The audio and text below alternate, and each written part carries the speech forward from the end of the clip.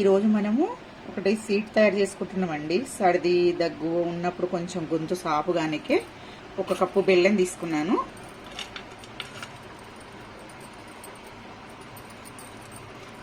కొంచెం 1/2 cup water పోసుకోవాలి, కొంచెమే. ఇప్పుడు స్టవ్ వెలిగించుకొని దీన్ని స్టవ్ మీద పెట్టుకుందాము. సిమ్లో పెట్టుకుందాము కొంచెము, ఎందుకంటే కొంచెం కదా మాడిపోతుంది. బెల్లం కరగాలి కొంచెం.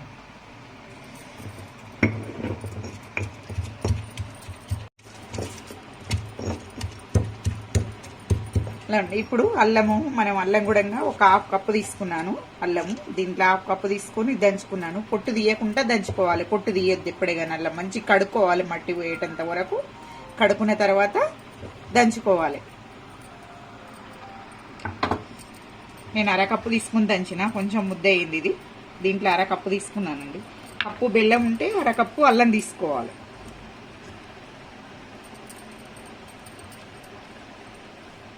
బెల్లం అంతా కరిగిపోయిందండి, ఇట్లా కరుగుతుంది. ఇంకా పాకం వచ్చినంత వరకు ఉంచుకోవాలి. మనకు అరిసెల పాకం ఎలా వస్తుందో అంతవరకు దాకా ఉంచుకోవాలి. ఇది పాకం వచ్చిందా రాలేదా కొంచెం వాటర్ వేసుకుందామండి, వేసుకొని చూద్దాము.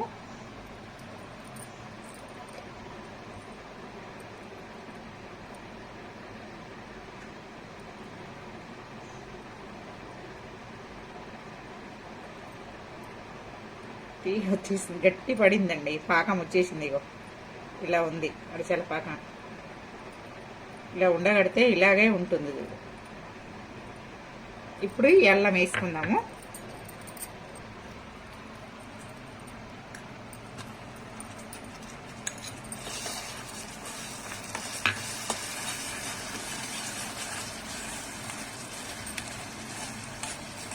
అల్లం ఘాటు వాసన.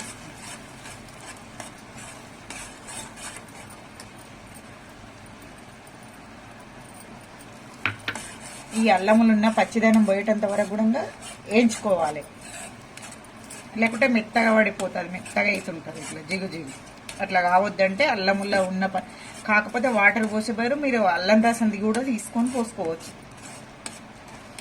పిప్పి పడేసి. కానీ అల్లంతో పాటు ఉంటేనే మంచిగా ఉంటుంది కాబట్టి నేను అలాగనే వేసుకున్నాను. ఇగో అల్లం పొట్టుతో దంచినందుకు పొట్టు పొట్టు కూడా ఉంది.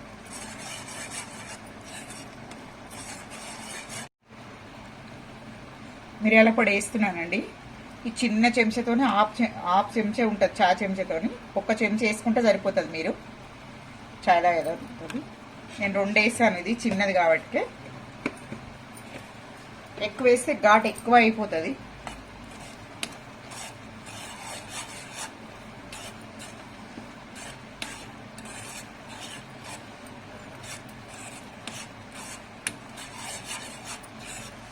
ఇది ఎక్కువ నల్లగా అయిపోతుంటుంది. కావాలంటే మీరు కలర్ వేసుకోవచ్చు, లేదు ఉండని ఇలాగే ఉంటే బాగుంటుంది, ఉండని కలర్ లేకున్నా సరే అంటే ఉంచుకోవచ్చు. కాకపోతే ఇది దగ్గరికి అయినా కొద్దిగా నల్ల పడుతుంది, మిరియాల పొడి వేసినాం కదా.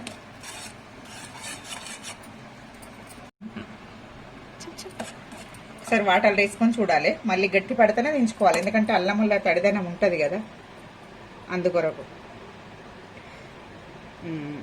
కాకపోతే మెత్తగా ఉంది, ఇంకా కొంచెం సేపు ఉంచుకోవాలండి. గట్టిగా లేదు, ఫస్ట్ ఉన్న పాకంలాగా. అల్లం వేసినందుకు మెత్త పడిపోయింది. కాకపోతే ఇట్లా మెత్తగా ఉంటే ఇట్లా గోళీలు చేసుకోవచ్చు, పర్లేదు. ఇప్పుడు అయ్యిందండి, దించేసుకుందాము.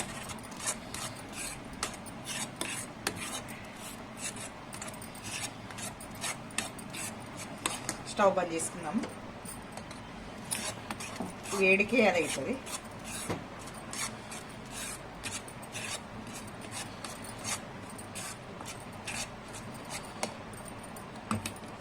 దీన్ని ఒక ప్లేట్లో పోసుకొని, ప్లేటుకు నూనె రాశాను.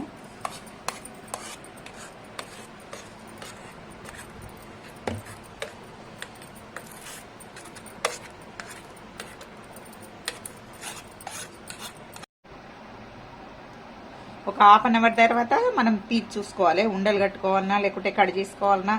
ఇప్పుడు చల్లారాలి, ఇప్పుడు వేడి మీద బాగుంటుంది. ఇప్పుడు ఏం బట్ట పోవద్దు వేడి దాని మీద, చేతులకి ఇట్లా అత్తకపోయి బొగ్గలు వచ్చేస్తుంది వేడి దాని మీద పడితే. ఇప్పుడు ఇది చల్లారిపోయిందండి, చూద్దాము, తీసుకుందాము. చల్లారిపోయింది కాబట్టి ఇలా వచ్చేసిందండి. ఎంత బాగుంది చూడండి.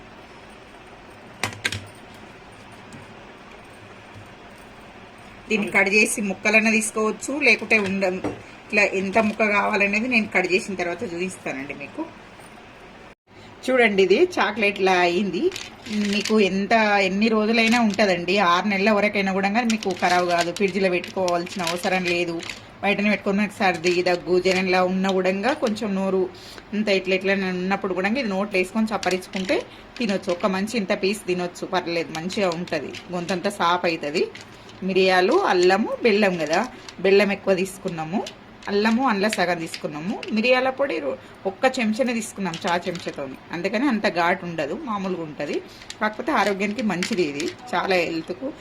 వాతావరణం చేంజ్ అయినప్పుడు, వర్షాలు పడి అది అన్నప్పుడు అందరు ఇలా చేసుకోవాలి, చేసి ఇంట్లో పెట్టుకోవాలి. చాలా బాగుంటుందండి ఇది.